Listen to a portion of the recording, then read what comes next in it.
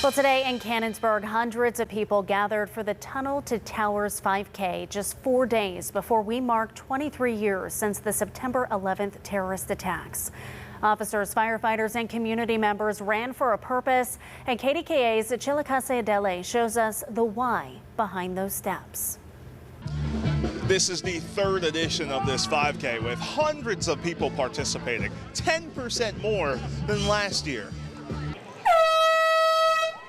Everyone here's got a reason, a why for why they got up to run today. If you look around, there's signs of all the firefighters that died in the line of duty that day.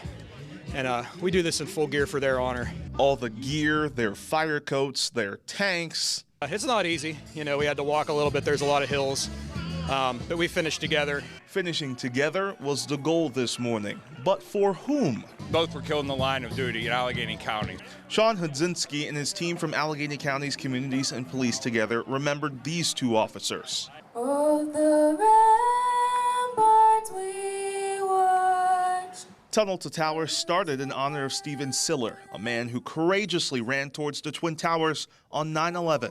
He geared up because he was not going to be able to drive through, ran through the tunnels to the towers, and then helped evacuate people. And so many people from Western PA and other places came here to small-town Canonsburg to honor the legacies of Siller and so many others. We have people that have flown in from Florida. We have people that have driven in from Ohio. It didn't matter where they came from or how difficult the course may have been. Those here recognize those battles on the course aren't nearly as big as the ones their peers, those that came before them, made. We'd do 3 miles straight uphill if we had to. The firefighters that gave their lives that day climbed, stories upon stories of floors in the World Trade Center, knowing full well that they might not come back out just to save lives in that building. And it's the heroics of that day, with every step, every sponsor, every dollar raised, that they want to make sure we never forget.